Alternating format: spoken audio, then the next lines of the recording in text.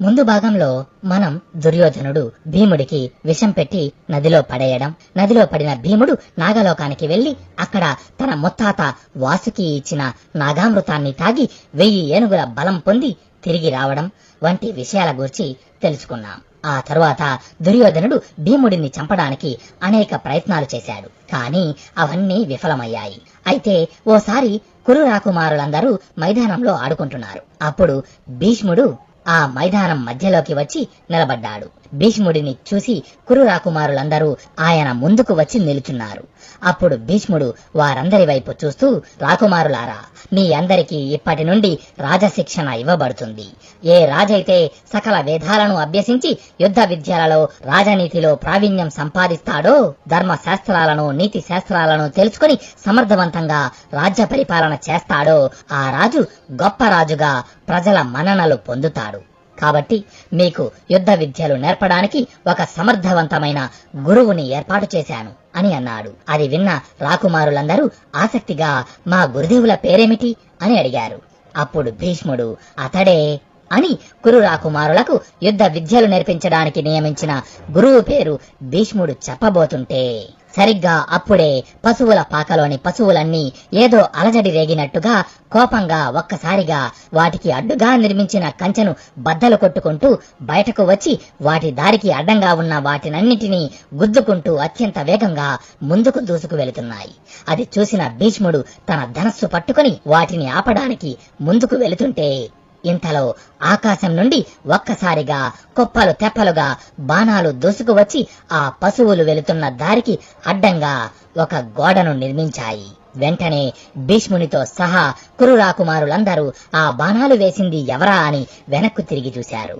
అక్కడ ఉక్కు లాంటి శరీరంతో ధనుర్బాణాలను చేతధరించి తెల్లటి గుర్రంపై ఓ వ్యక్తి వచ్చాడు. అతడిని చూసిన భీష్ముని పెదవులపైన ఆనందంతో ఒక చిన్న చిరునవ్వు వెలసింది. ఆ పశువుల ముందు బాణాలు గోడలుగా మారి అడ్డు నిలవడంతో అవి వాటి దారిని మళ్లించి పక్కదారి వైపు పరుగులు పెడుతున్నాయి. ఆ గుర్రంపై ఉన్న వ్యక్తి గుర్రం మీది నుండి కిందికి దిగి ముందుకి నడుస్తూ తన ధనస్సును ఎక్కుపెట్టి వరుసగా బాణాలు వేయడం మొదలుపెట్టాడు. ఆ పశువులు ఎటు వెళ్తుంటే ఆ దారికి అడ్డంగా ఆ బాణాలు వచ్చి పడి అడ్డుగోడలా మారుతున్నాయి. దానితో ఆ పశువులన్నీ తిరిగి తిరిగి ఇక ఎటు వెళ్లడానికి దారి లేక ఓ చోటుకు వచ్చి ఆగిపోయాయి. అది చూసిన కురు రాకుమారులందరూ ఒక్క క్షణం ఆశ్చర్యంగా ఆ దృశ్యాన్ని చూస్తూ అలా నిలబడి ఉండిపోయారు. అది ఆ పశువులు ఆగిపోయినందుకు కాదు, ఆ పశువులు ఏ చోట నుండి అయితే పారిపోయి పరిగెత్తాయో మళ్లీ తిరిగి ఆ పశువుల పాకలోకే వచ్చి ఆగాయి కాబట్టి. అప్పుడు భీష్ముడు తన ధనుర్విద్యా నైపుణ్యంతో ఆ పశువులను అడ్డగించిన ఆ ధనుర్ధారి వైపు చూస్తూ, మహావీరుడు శరధ్వంతుని కుమారుడు, యుద్ధ విద్యలలో ఆరితేరినవాడు, ఇతడే కృపుడు, మీకు ఇప్పటి నుండి ఆచార్యుడు, కృపాచార్యుడు అని కురు రాకుమారులకు వాళ్ళ గురువును పరిచయం చేశాడు భీష్ముడు. ఇక కథలో కొద్దిగా ముందుకు వెళితే శంతన మహారాజు హస్తినాపురానికి మహారాజుగా ఉన్న సమయంలో గౌతముడు అనే మహాముని ఉండేవాడు. ఆయనకు శరధ్వంతుడు అనే పుత్రుడు జన్మించాడు. కాని ఆశ్చర్యంగా శరధ్వంతుడు పుట్టినప్పుడు అతనితో పాటుగా ధనుర్బాణాలు కూడా పుట్టాయి. బ్రాహ్మణ కుమారుడు అయినా కూడా శరధ్వంతుడు వేదాలను అధ్యయనం చేయడంలో ఆసక్తి చూపలేదు. అతడికి ధనుర్వేదం అంటే అంతులేని ఇష్టం.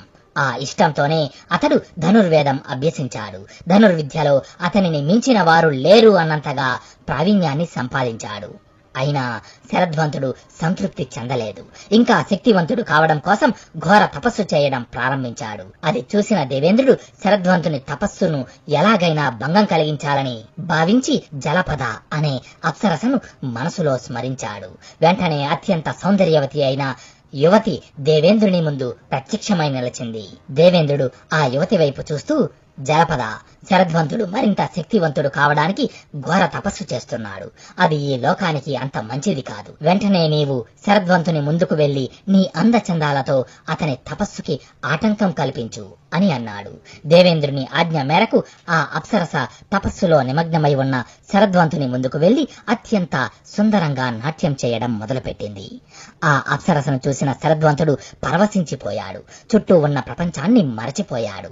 అతని చేతి నుండి ధనుర్బాణాలు జింక చర్మము కింద పడ్డాయి. కామోద్రేకంతో అతడికి వీర్యపతనమయ్యింది. తరువాత శరధ్వంతుడు మళ్లీ తిరిగి తపస్సు చేసుకోవడానికి వెళ్లిపోయాడు. కాని శరధ్వంతుడి వీర్యం రెల్లు పొదలలో పడి 2 భాగాలుగా విడిపోయింది. ఆ వీర్యం నుంచి ఓ మగబిడ్డ, ఒక ఆడబిడ్డ జన్మించారు.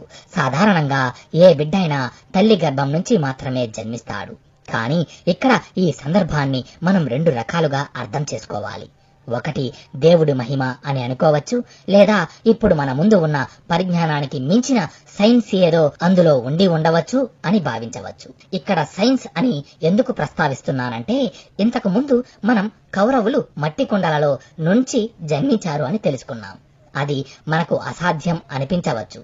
కానీ ఇప్పుడు వైద్య శాస్త్రంలో మనం ఉపయోగిస్తున్న టెస్ట్ ట్యూబ్ బేబీస్ పద్ధతి అదే కదా. అలాగే ఈ విశ్వంలో అన్నిటికన్నా అతి చిన్న పార్టికల్ ఆటం అని, దానికన్నా చిన్న వస్తువు మరొకటి లేదని ఇంతకు ముందు కాలంలో శాస్త్రవేత్తలు చెప్పారు. కానీ అది తప్పని, ఆటంలో ప్రోటాన్స్, న్యూట్రాన్స్, ఎలక్ట్రాన్స్ వంటి ఆటం కన్నా చిన్నవైన 3 సబ్ అటామిక్ పార్టికల్స్ ఉంటాయని ఆ తరువాతి కాలం శాస్త్రవేత్తలు తమ పరిశోధనల ద్వారా నిరూపించారు. అంతవరకు ఎందుకు, మనం ఇప్పుడు మొబైల్ ఫోన్స్ ని ఉపయోగిస్తున్నాం. దీనిని మనం టెక్నాలజీ అంటున్నాం. కానీ అదే ఓ 100 సంవత్సరాల క్రితం ఇదే సెల్ ఫోన్ ని ఉపయోగించి మనం ఓ చోటు నుంచి మరొక ప్రాంతంలో ఉన్న వ్యక్తితో మాట్లాడుతున్నాం అని చెబితే అప్పుడున్న ప్రజలు ఏమంటారు? ఇది అసాధ్యం, నువ్వు ఏదో మాయ చేస్తున్నావు అని అంటారు. ఎందుకంటే ఇప్పుడున్న టెక్నాలజీ అప్పుడు లేదు కాబట్టి. అంటే 100 సంవత్సరాల క్రితం మాయగా ఉన్నది ఇప్పుడు మనకు సైన్స్ అయ్యింది. అప్పుడు అసాధ్యం అనుకున్నది ఇప్పుడు సాధ్యమయ్యింది. మరి ఇప్పుడు మనకు మహాభారతంలో అసాధ్యంగా ఉన్నవి రేపు సాధ్యం అవ్వచ్చు కదా. అలాగే ఇప్పుడు మనం మాయా అని పిలుస్తున్న వాటిని రేపు సైన్స్ అని అనవచ్చు కదా. ఈ లోకంలో మంచి చెడు, తప్పు ఒప్పు, నిజం అబద్ధం, సాధ్యం అసాధ్యం వంటివి ఏమీ లేవు. అన్నీ కాలానుగుణంగా మారుతుంటాయి. మనమంతా ఒక భ్రమలో జీవిస్తున్నాం. కురుక్షేత్ర యుద్ధం మొదలవడానికి ముందు మనోదౌర్బల్యంతో అర్జునుడు యుద్ధం చెయ్యనని తన ధనస్సు విడిచిపెట్టగా శ్రీకృష్ణ భగవానుడు గీతోపదేశం ద్వారా అర్జునుడి భ్రమను తొలగించి మార్గనిర్దేశం చేశాడు. శరధ్వంతుని వీర్యం నుంచి 2 బిడ్డలు జన్మించారు.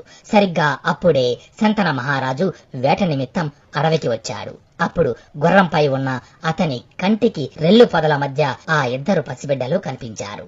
వెంటనే శంతనుడు తన గుర్రం మీద నుంచి కిందికి దిగి అక్కడికి వచ్చాడు. అక్కడ ఆ పసిబిడ్డల ప్రక్కన అతనికి ధనుర్బాణాలు, జింక చర్మము కనిపించాయి.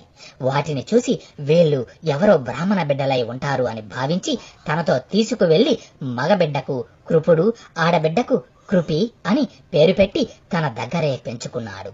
ఇలా ఉండగా ఓసారి శరధ్వంతుడు శంతన మహారాజు దగ్గరకు వచ్చాడు. శరధ్వంతుడిని చూసిన శంతనుడు, ఎవరు మీరు అని అడిగాడు. దానికి శరధ్వంతుడు, మహారాజా, నేను గౌతమ మహాముని కుమారుడను, శరధ్వంతుడను. మీ దగ్గర పెరుగుతున్న కృపుడు, కృపి నా బిడ్డలే అని జరిగిన విషయమంతా చెప్పి, మహారాజా, నేను ధనుర్విద్యలో నిపుణుడిని, యుద్ధ విద్యలలో ప్రావీణ్యుడిని. నా కుమారుడు కృపుడిని నాతో పంపించండి.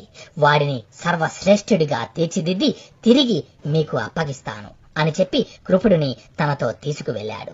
చెప్పినట్టుగానే శరధ్వంతుడు కృపుడికి ధనుర్వేదంలోని మెలకువలు, యుద్ధ విద్యలు నేర్పించి అత్యంత పరాక్రమవంతుడిగా తీర్చిదిద్ది తిరిగి శంతన మహారాజుకు అప్పగించాడు. ఆ కృపుడినే ఇప్పుడు భీష్ముడు కురు రాకుమారులకు గురువుగా నియమించాడు. అయితే కురు రాకుమారులకు ముఖ్య గురువు, కురుక్షేత్రం జరగడానికి కారణమైన వారిలో ప్రముఖుడు. యుద్ధ రంగంలో భీష్ముడు మరణించిన తరువాత 5 రోజుల పాటు కౌరవ సైన్యానికి నాయకత్వం వహించిన వీరాది వీరుడు ద్రోణాచార్యుడి జీవిత వృత్తాంతాన్ని తరువాతి భాగంలో తెలుసుకుందాం.